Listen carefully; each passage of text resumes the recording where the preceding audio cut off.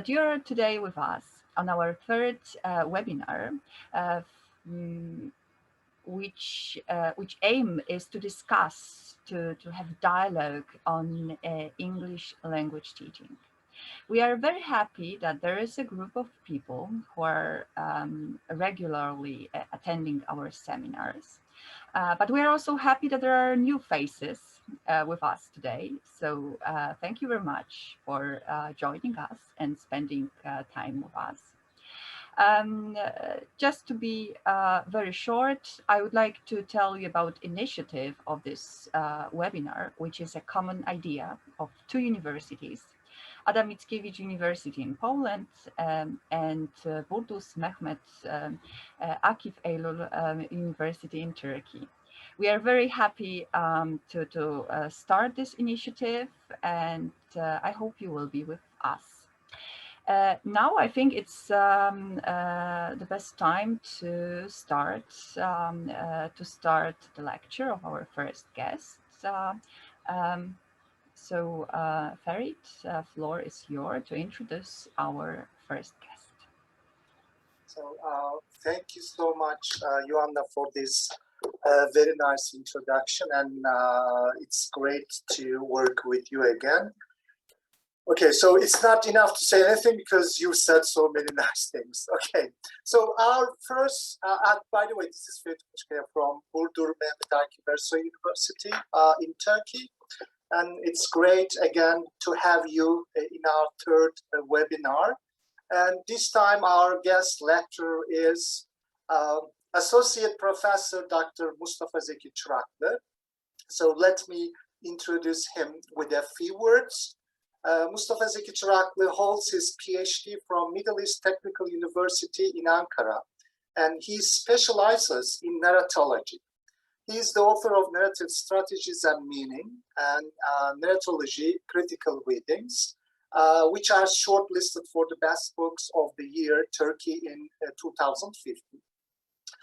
Furthermore, Çıraklı is the translator of Paul de Mon's Allegories of Reading, Figural Language in Rousseau, Nietzsche, Rilke, and Proust, with an introductory chapter and critical notes.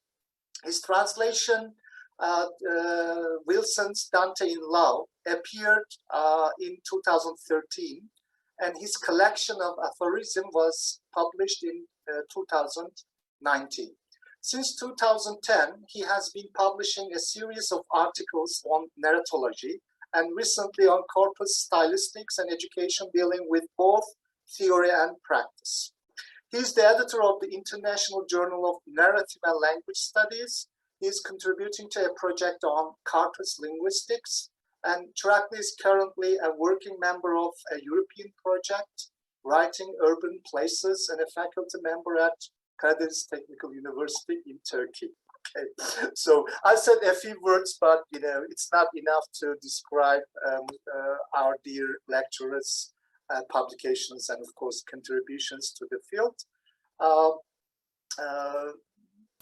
Dear doctor, please, the floor is yours. Dear Farid and Joanna and other friends and guests and dear colleagues, it feels so good to be here, to be with you, and to be invited by these, distinguished professors and colleagues. And I always enjoyed the collaboration of the universities, and it's really a good idea to bring us together. Thank you for this amazing opportunity. Thank you for your kind invitation. And you have outlined some of the contributions to the field, but particularly our contributions as teachers in the classrooms. This is very precious, and this is very important.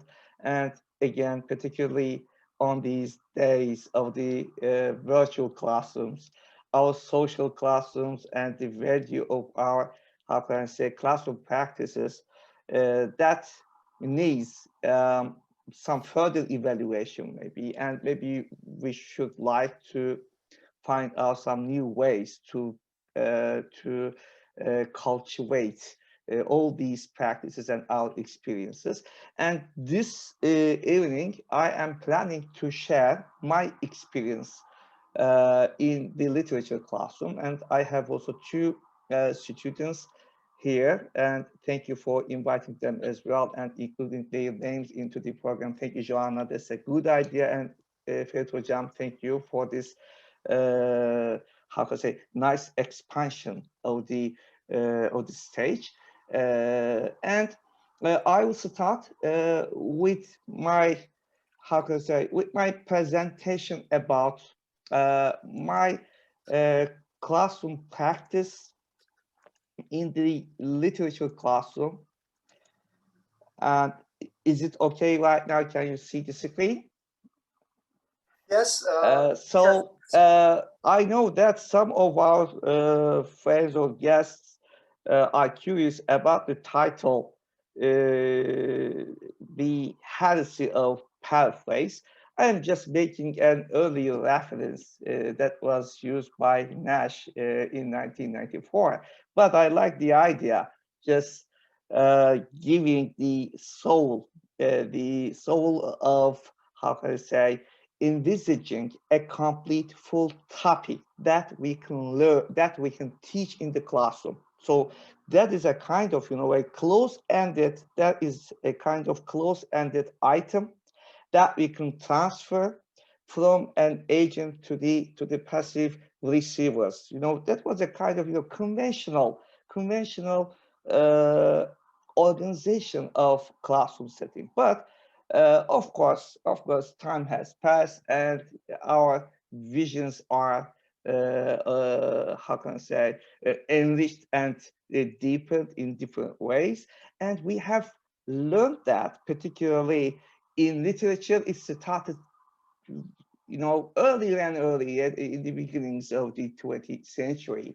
But in educational practices, there's a kind of, how can I say, lagging, because we started to talk about, there is no such fixed topics to transfer to the students, and we cannot imagine such, how can I say, idealized figure of a student. They are different words, not only different intelligences. For example, multiple intelligence theory and other humanitarian approaches or humanist approaches in language, for example, teaching. But it goes further. There is no such fixed or close-ended, how can I say, receivers in the classroom. So they have their own, not only their own intelligences, their own memories, their own cultural values, their own subjectivities as well. So the student, so we needed to posit or to imagine the student, the receiver, in a new way as an open-ended and ongoing subject entity, not subjective, not merely subjective, but subject entity that is open-ended. What I mean is that, the essentialist understanding of human persona. There are some essential features that make a human being, but this is so conventional, and this is, how can I say, this is not so much creative. And in which case, the only possible thing that we can do in the classroom is to transfer a closed-ended entity from some place to a closed-ended entity. But this is not the case. So in life, my theoretical, how can I say, impetus behind all these experiences comes from narratology and comes from literary theory, that there is no such essential subject that produce a closed-ended meaning, a closed-ended text, and there is no such essentially figured out receiver that can understand or that can repeat a closed-ended entity.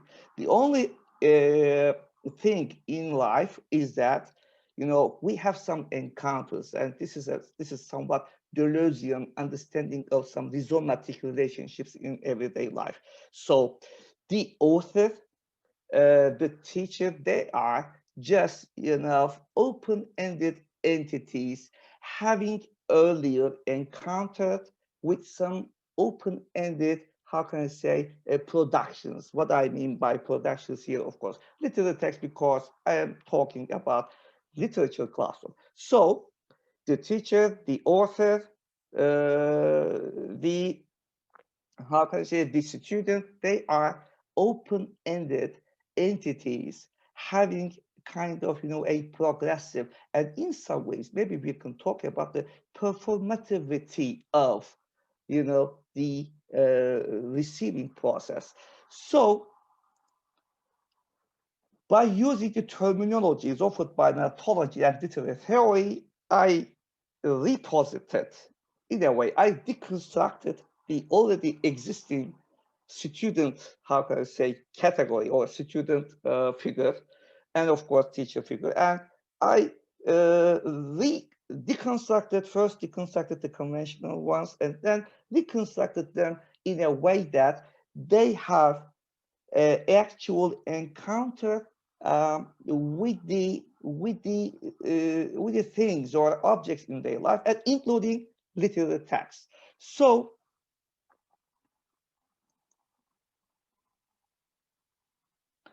I offer to change, to replace the term, for example, classroom or class, by a new term, learning medium.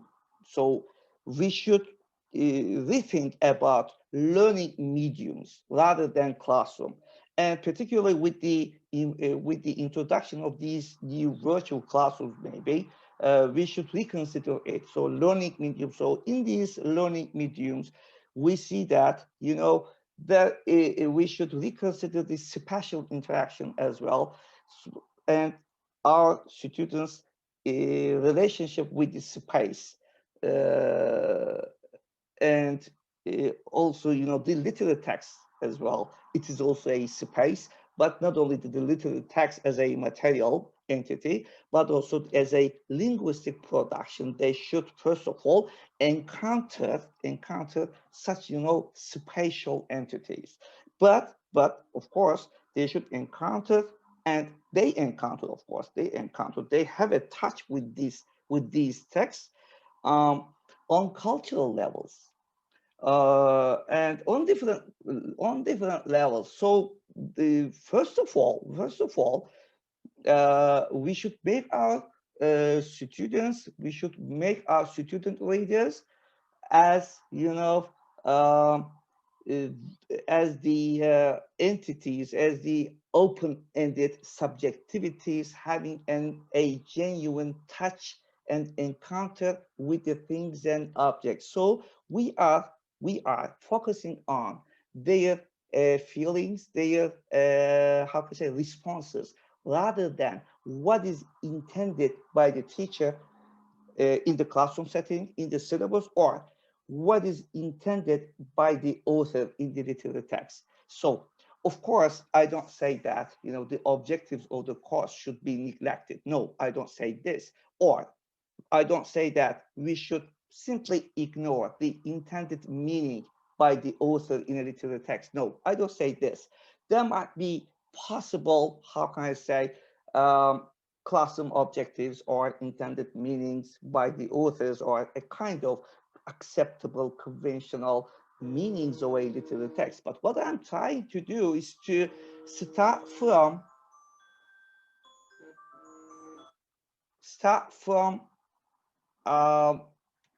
the encounter of the student readers with the text and their responses. So first of all, we should create, or we should urge them, we should encourage them to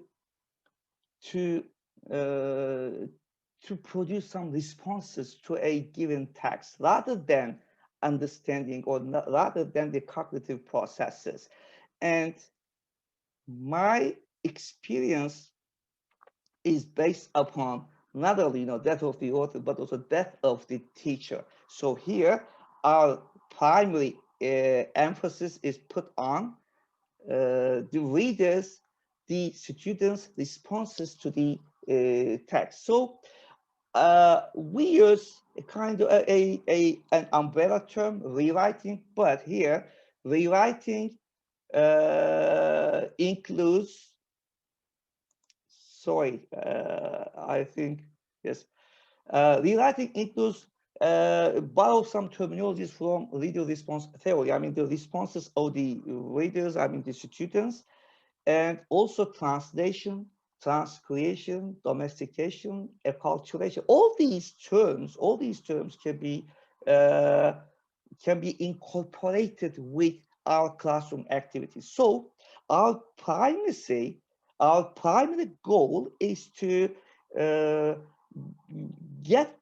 make our students involved, to get involved in the text. So in the how can I say, open-ended item, open-ended topic. So they are allowed to reconstruct, they are allowed to deconstruct, decontextualize, recontextualize. So what is interesting here is that, for example, in the conventional setting, we ask our students to find out, to figure out the meaning. But in such interactive classroom, we ask our students, for example, to distort the meaning, to distort the text, to distort the linguistic, say, input. So distortion is important, because in any way of responsive interaction of the students, I find out some possibility of creation. And even in the case of parodies, I mean, rewriting the text, I find some potential of supportive rewritings, and also they could be undermining. But in any way, they give response. They recreate the text. So in any kind of recreation, that is a possibility of learning. So here, spontaneity, storytelling, fun, interaction, and what is more, meaningfulness. Meaningfulness comes to the fore. But how this is not entertainment? This is not entertainment because the student readers, they just give responses to the text rather than how can I say, just using it as a kind of, how to say, entertainment. So we should also make a differentiation between entertainment and our student response. So in the learning medium, not classroom setting, we call it learning medium. We can use also creative drama to alleviate the anxiety, to decrease the anxiety, to show the involvement of the students. And in some cases, we also incorporate some cultural elements, that we use the possibilities or elements of acculturation in the text. And so by using the given literary text, our student readers are active, not only idle, passive receivers, but they are attentive and active producers. So even in their distortions, we can say that there is a sense of learning something, because there is change, and their responses are also their learning, how can I say, outcomes. Of course. Professor, sorry for interrupting, but could you please make, or could you please put the PowerPoint into presentation mode, the full screen mode? Ah, sorry. Yeah. So below, next to the, pluses and minus. So sorry. Yeah. Is that okay right now? No, because we see the underlining, I see. etc. I see. Okay, sorry. Okay. Okay. I'm really sorry for that. Yeah. No. Okay. So Great. just let me revise. Just let me revise the what we have done. So the conventional student is a closed-ended receiver, closed-ended entity who is idle reader of the text and who is an idle receiver of the text, and in a way passive. But our reader response or responsive student readers are active, attentive, and they are allowed to make any kind of distortion in the text. And they can also use it in different, dramatic activities as well, any kind of recreation in the way they translate it, regardless of any, domestication attitudes, no problem at all. They are free, and the text is also free. So our focus is not on the text or nor the intended meaning by the author. No, our focus is how our attentive student reader can give some responses to this, literary text. Anyway, so acculturation is also allowed, domestication allowed, rewriting, parody. So the meaning, this is also a very Derridean and post-structuralist attitude towards the text, because the meaning of the text is incomplete.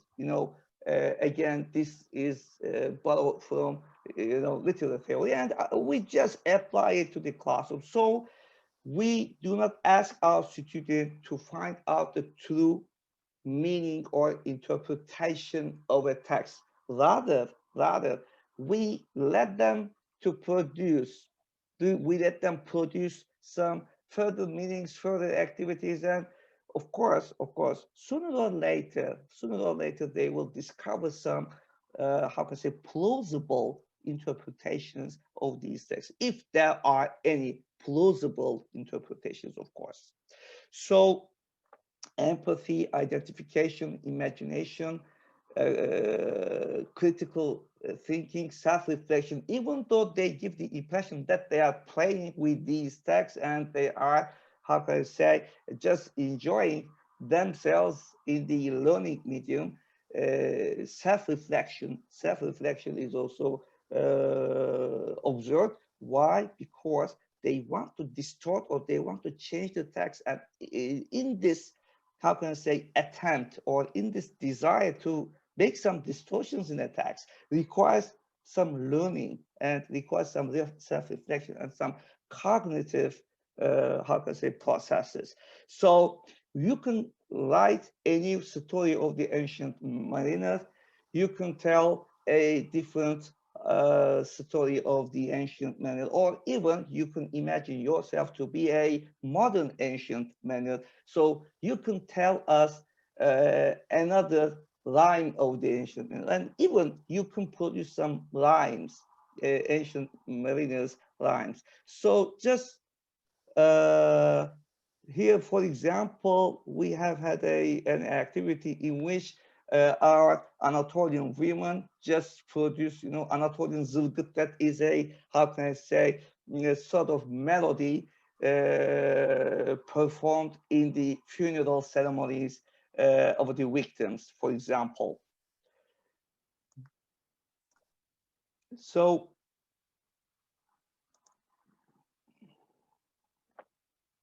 again, here our friend has a genuine touch with the wall, and that is, of course, a modeling process, how they will have a touch with the literary text as well.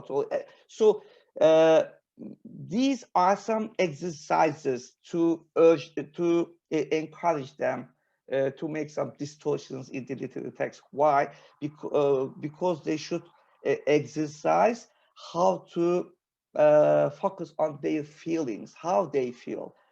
Because in many cases, in the conventional classroom setting, the students cannot focus on the literal text because they do not have self-reflection and they cannot think about their own feelings. So they do not know about themselves. They do not know about their feelings as well. So even, for example, having a genuine touch or having a touch with the wall or speaking to wall, holding a conversation with the wall, these activities, these exercises are also important in the interactive literature classroom.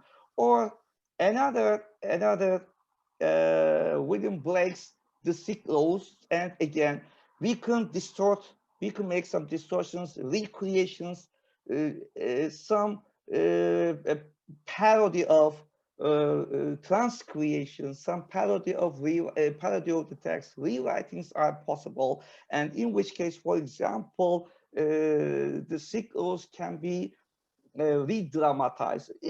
A kind of, for example, adaptation. Maybe you even some dramatic adaptations can be possible, might be possible in such interactive learning mediums.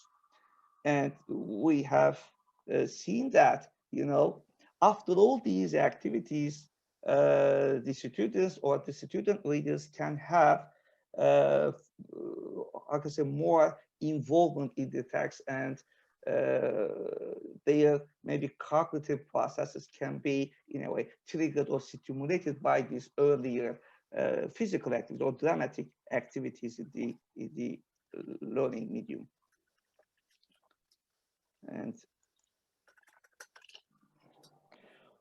And another activity, but of course, maybe some of you can ask me about where is the rewriting here. I mean, these are the dramatic representations of their rewritings.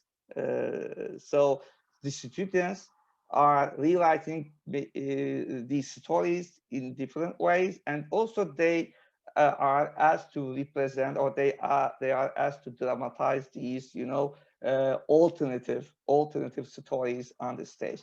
For example,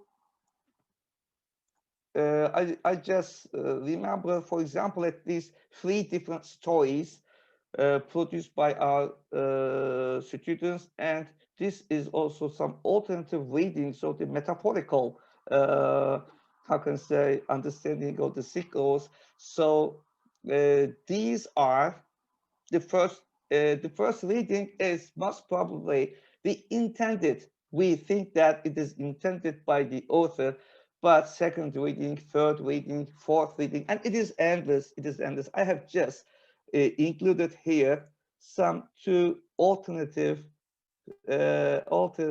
rewritings of the cycles by our friends, by our student readers.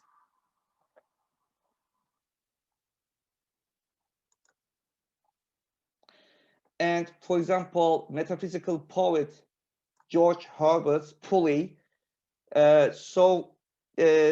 They have written down different stories, different Pulley stories, even though we know that it is based upon a very, how can I say, far-fetched metaphor, a metaphysical conceit, the pulley, borrowed from physics, but we have reproduced the text in different contexts. For example, from a Christian point of view, the original poem was written, but some of our students reproduce the text from different perspectives, from Islamic perspective, from Turkish perspectives. Even there were some of our friends telling a different story of the virtual classroom, just pulling down and down the pulley of the virtual classes. Sorry.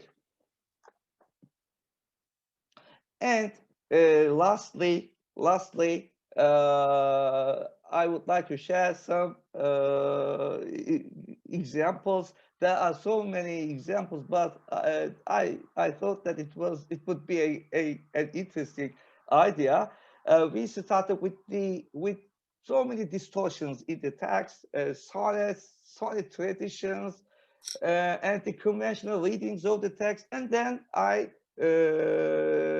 ask my students to write a sonnet for their mobile phones, and in which they use some elements of the sonnet, of course, but some of our friends did not want to do it, and they didn't keep the conventional sonnet elements. But all in all, again, this raised a question, a generic question, whether we can call it, whether we can still call it sonnet or not. Anyway, but all in all, I saw that not only in terms of some fun or entertainment, but also in terms of some cognitive processes and how a writer, how an active writer, author feels in writing something. Because we also borrowed another term from narratology and literary theory, and we applied it in the literature classroom. What is it? Every author uses the previous texts and rewrites them. So this idea of rewriting, intertextuality, intertextuality, hypertextuality, these terms are also useful to understand the theoretical background of this event. So our friends, in rewriting a sonnet or in writing a sonnet for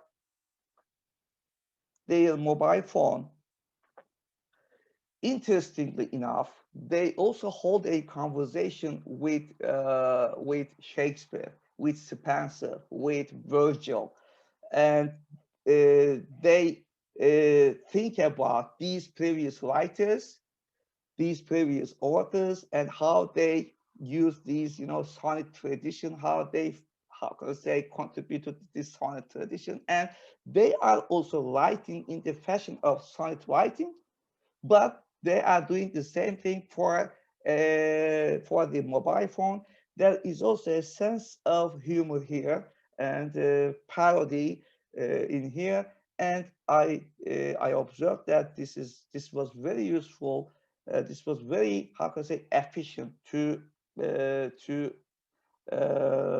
awaken our students to be an attentive student reader, giving response to the literary text. So rather than mere understanding the surface meanings of the literary text, or rather than envisaging all these literary texts as something close-ended teaching material, we can use them as doors or windows to be open to our attentive, active student readers.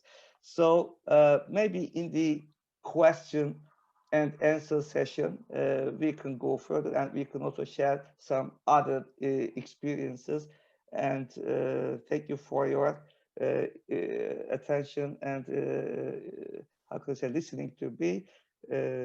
So I am now putting a comma in here. Thank you. So dear professor, thank you so much for this interesting and very informative presentation. And I'm sure most of the audience have some questions on their minds. By the way, you can type your questions in the chat box, or you can also raise your hands, or if you would like to ask your questions, with your webcam on and with your microphone on, you are always welcome to do so. So I would like to,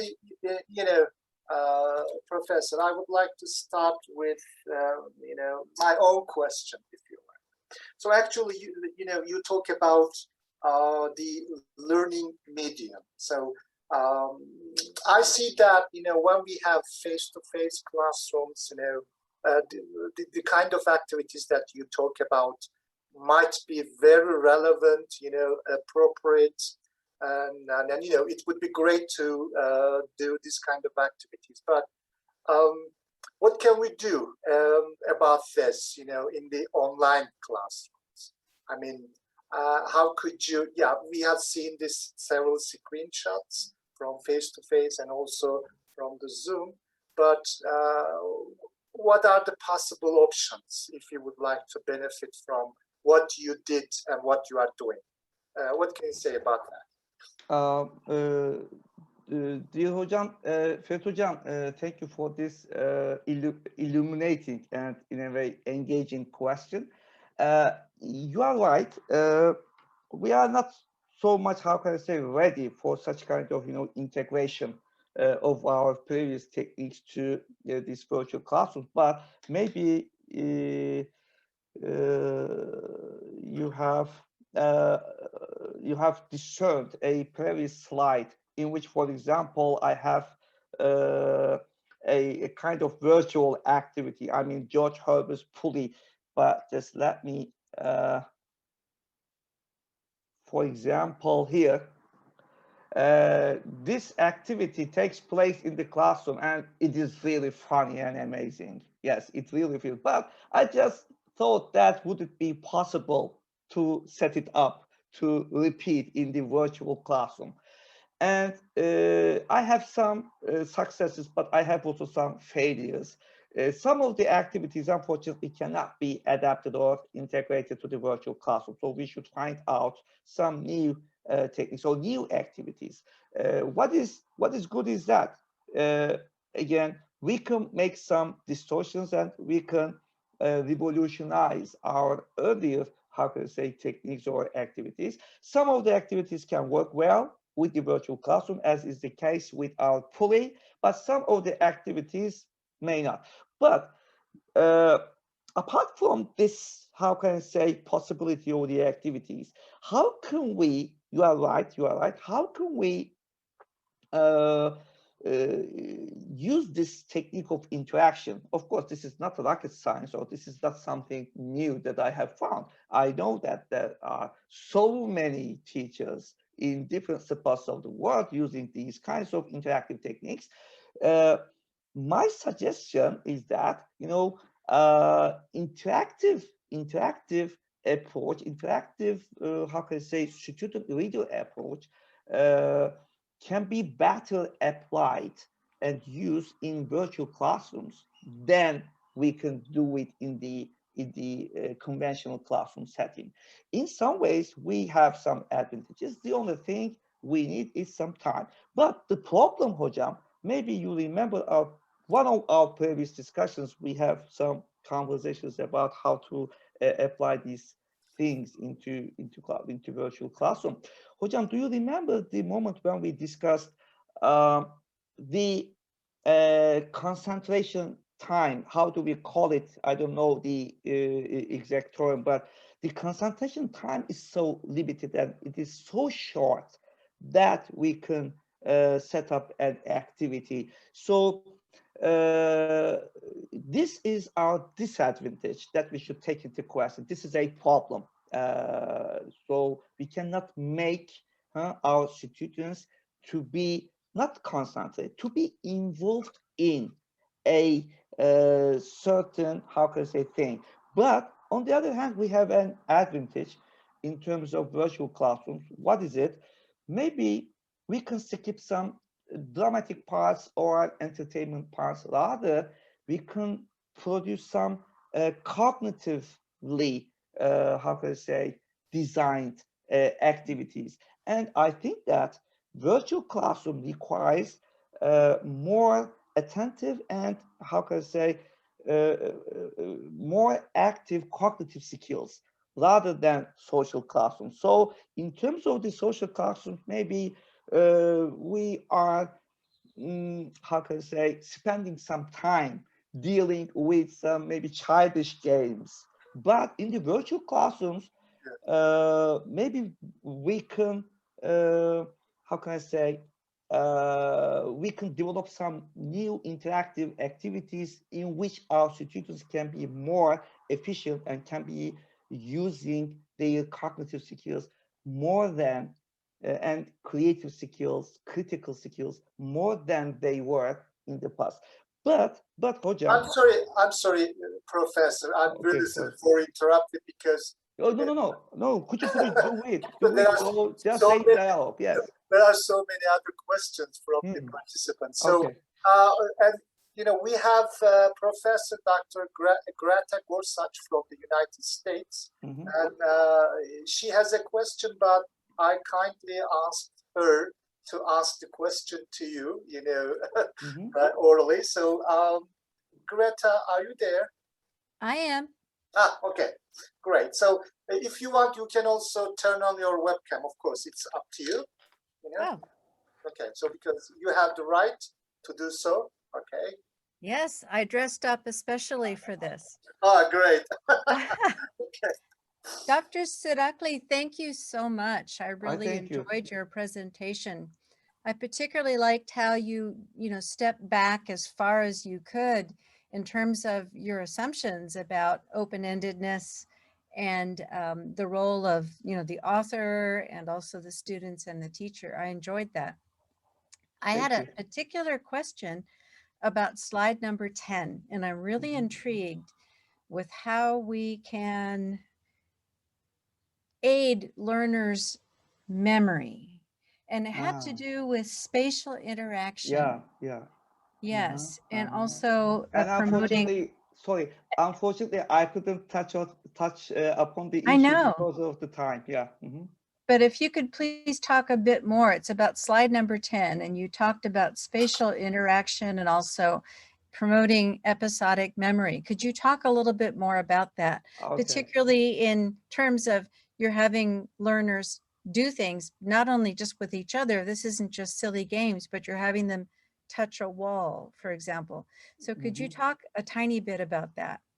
Yeah, okay. Thank you for this question, because really I always enjoyed to talk about this, because I think that spatial interaction is an ignored, in a way, neglected issue in educational sciences. And we use, for example, in ontology, spatial interaction, spatiality very much, and also it is a very important issue in architecture and in other sciences as well. And memory is is only possible through such spatial interaction. So in the first place, we should how can I say, remember memory, imagination,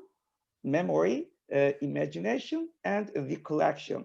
So imagination has to do with also our creativity, and imagination is also very closely associated with, again, creativity. And my how can I say, pivotal assumption and suggestion is that learning is only possible through creation. If you do not create something, or if you do not distort something, you do not learn, you cannot learn anything. So learning just comes out of your creativity and creation. And I am putting it aside in here, and maybe we can relate it to our relationship, our spatial experience. It is a sophisticated issue, therefore, so sorry, the other, how can I say, guests, but in the classroom, the educational theorists mostly think about, for example, social interaction.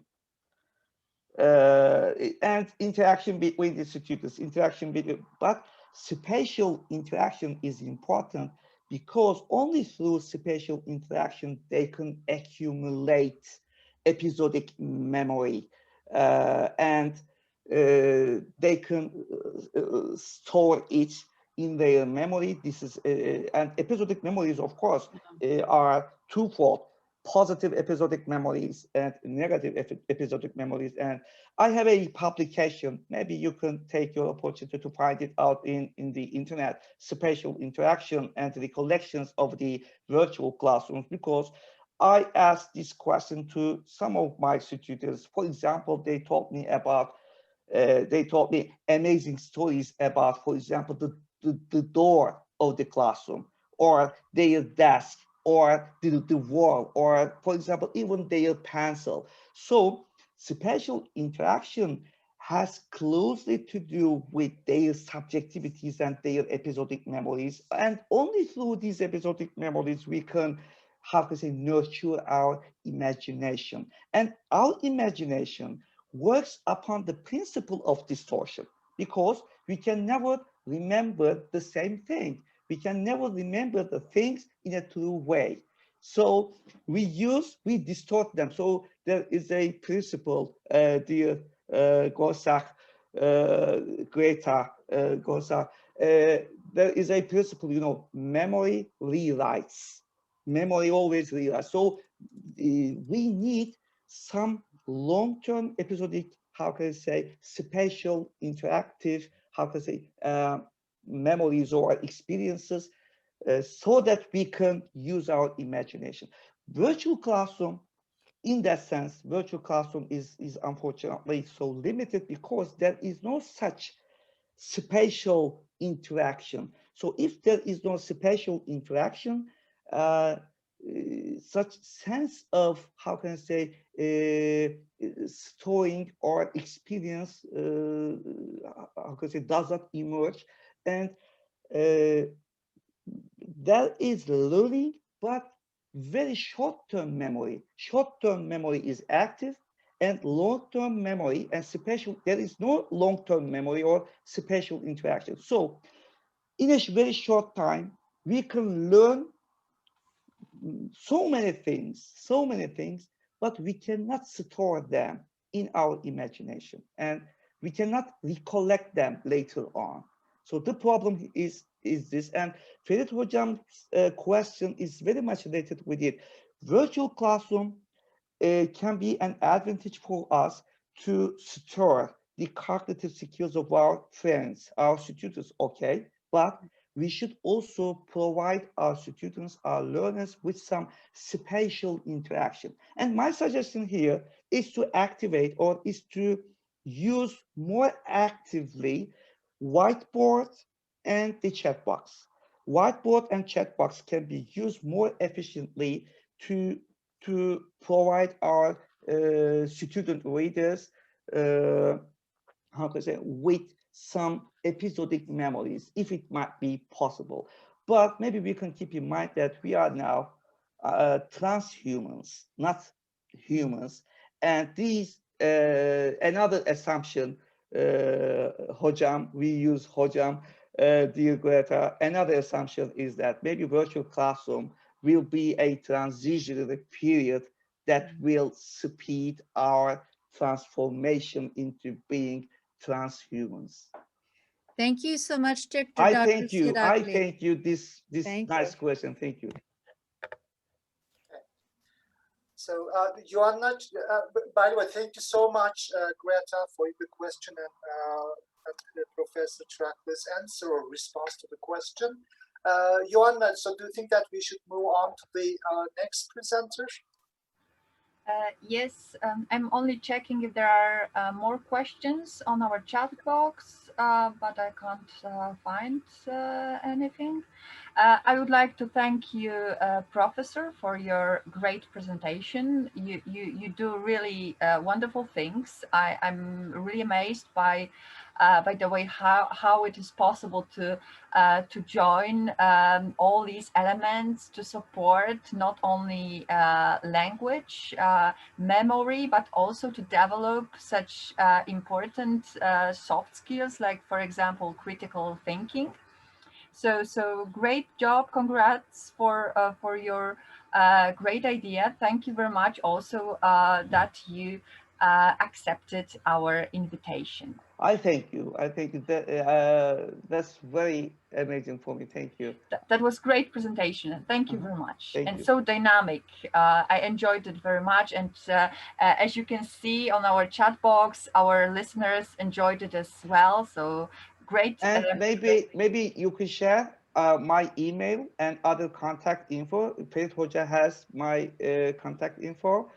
And it would be my pleasure to answer and to contact all these questions and the friends. Okay, thank you very much. We'll do that. So if there are